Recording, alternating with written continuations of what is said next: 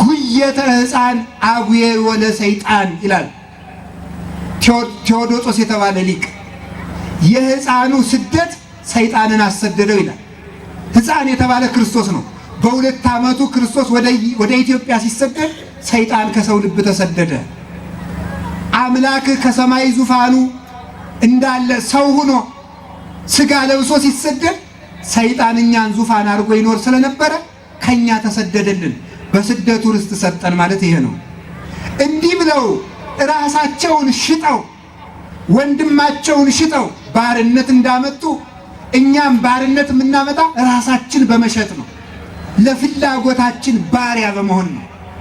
ሰው ራሱን ይሸጣል። ለምን? ለፍላጎቱ። ከዚያ በኋላ 215 ዓመት ከኖሩበት እግዚአብሔር ሙሴ የሚባል ሰው አስነሳላቸው። ሙሴን እንደው እግዚአብሔር ቸር አይደለም? ሙሴ ተወልዶ በዚያ ዘመን ልብ በሉ፣ ሙሴ የተወለደው እስራኤል ከግብፅ እንዳይወጡ ወንድ ልጅ ሲወለድ እየታነቀ ባህር እንዲጣል የእስራኤል ዘር በሙሉ እንዲገደል ተደርጎ ነበረ። እኔ የእግዚአብሔር ቤተሰቦች ደስ ሰውን በዘሩ ምክንያት መጥላት ነውር ነው። ሰውን በዘር አይጠላም። ሰው በሰራው ክፋት ግን ሊጠራ ይገባል። ሰው በሰራው ክፋት ይጠላል። ከዚያ የተነሳ ተመልከቱ፣ እነዚህ ሰዎች ክፎች ናቸው። እስራኤል በጣም ጠማሞች ናቸው። እስራኤል ጠማሞች የሆኑት እኮ በራሳቸው ክፋት ነው እንጂ እስራኤላውያን በመሆናቸው ምክንያት ግን አይደለም። ክፎች ሆኑ። አዎ በክፋታቸው የተጠሉ ናቸው። ግን የነሱ ዘር ብቻ እየተመረጠ እየታነቀ እንዲገደል ተደረገ። ኋላ እግዚአብሔር ጩኸታቸውን ሰማቸው። አንዲት ሴት ነበረች ራሔል የምትባል። እሷ ነፍሰ ጡሮችን የግብፅ ፒራሚድን ለመስራት ጭቃ ያስወኳቸው ነበረ። ጭቃ ስታወካ 2 መንታ ልጆችን ከዚያው ከጭቃው ላይ ወለደች። ኧረ እባካችሁ ልጆችን ላንሳቸው ብትላቸው አይ ተይ እንጂ የሰው ደም እኮ ጭቃውን ያጠነክረዋል፣ አብረሽ እርገጫቸው አለ። እንዲህ ያለ የግፍ ዘመንም ታልፏል። አሁንም ይኸው ግፍ ይደረጋል። እንዴ ዛሬም እኮ በእኛ ዘመን ወንድ ነው የጸነሰች ሴት ነው የጸነሰች እያሉ የእናቶቻቸውን ማህፀን በስለት እየቀደዱ ጽንስ እያወጡ የሚጥሉ ሁሉ እኮ አሉ። እንዲህ ያለ ትውልድማ አፍርተናል። አገር ሲያረጅ ጃርት ያበቅላል ነው የሚባለው። ከጃርት የባሰ ነው ያሁኑ ትውልድ። ከዚያ ተመልከቱ ምን አደረገች?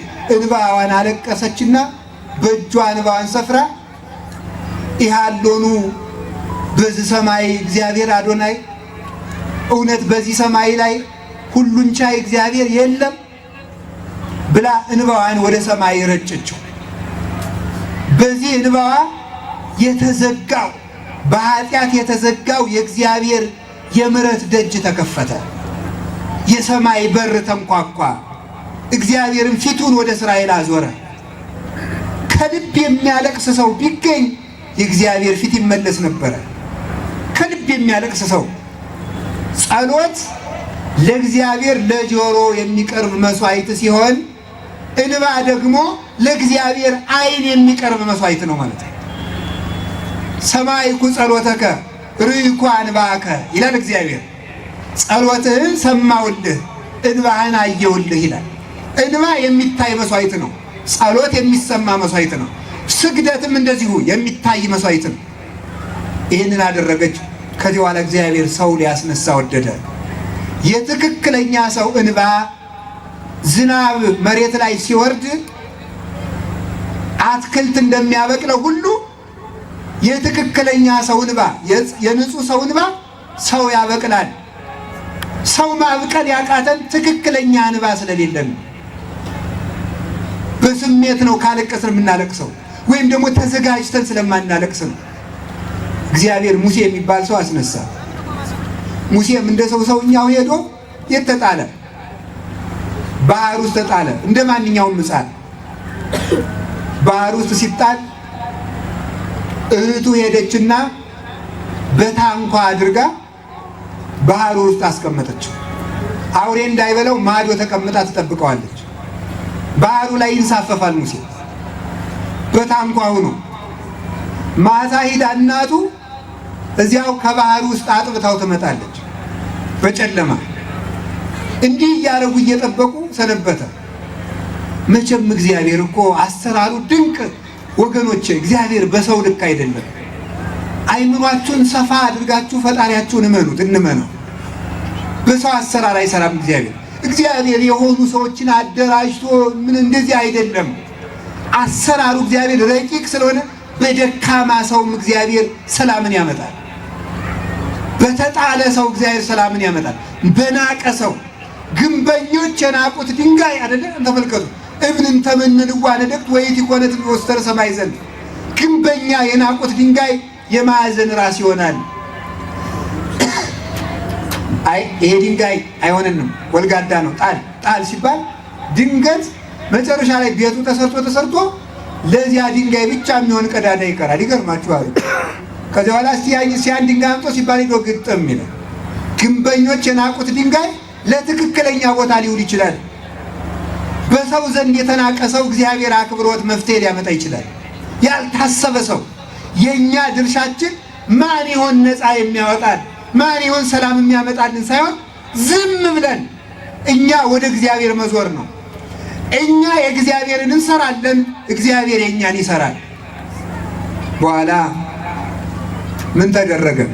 የሙሴ ልጅ ልትታጠብ ወንዝ ልትዋኝ ወደ ባህር ሄደች። ደግሞ እግዚአብሔር ቸር አይደል? የእሷን ማህፀን ደግሞ ዘግቶት ነበር። መካን ነበረች። እንኳን መከነች በእውነቱ እሷስ። ምክንያቱም ባትወልድ ልጅ ቢኖራት ኑሮ ሙሴን ባህር ስታገኘው አንቃ ትጥለው ነበር እንጂ የሰው ልጅ አትወስድም ነበር። መካን ስለሆነች አሬ ልጅስን ወስጄ ላሳድገው አለች። ተመስገን ሙሴን ታቅፋ ወሰደችው።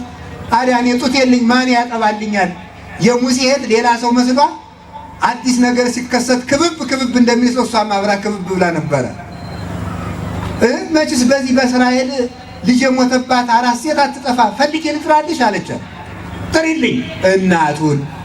እናቱን ጠራችለት። ከነናቱ ሙሴ ቤተ መንግስት ገባ።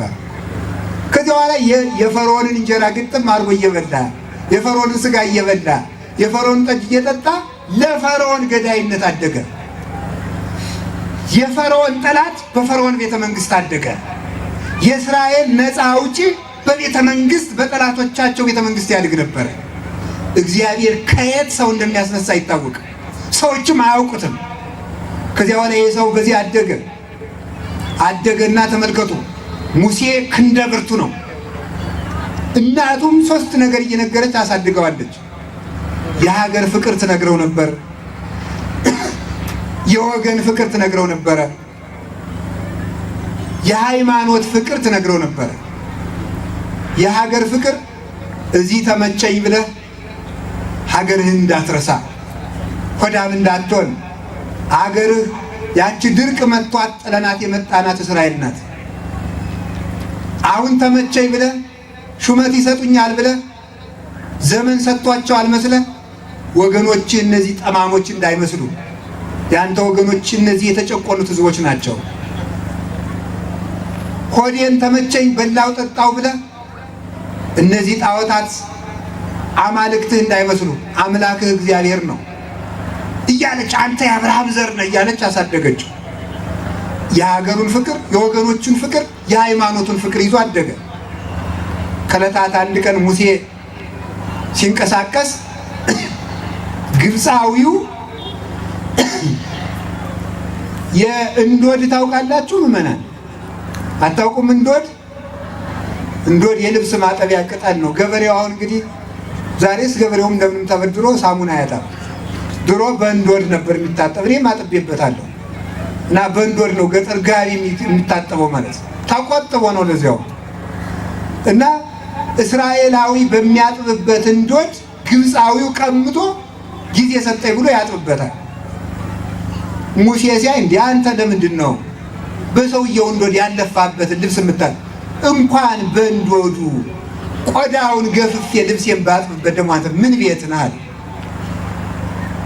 አለና ሙሴ ዘወር አለና ከንደብርቱ ነው ሙሴ። አንገቱን እንቅ አድርጎ ያንን ግብፃዊ ፈጨው፣ ካሻዋ ደፍኖ ተደ። ኋላ ደግሞ በሌላ ቀን ደግሞ ሄደና እስራኤላውያን እርስ በርስ ሲጣሉ አገኛቸው። እናንተማ ወንድማማቾች አይደላችሁ? ደግሞ እናንተም ትጣላላችሁ አለ። ምን አገባ? ደግሞ እኮ ሰው እኮ ጥጋቡ እናንተ ምን አገባ አንተ?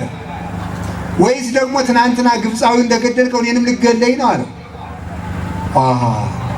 ይሄ ነገር ተሰምቷል እንዲህ አለ ሙሴ። ይሄ ነገር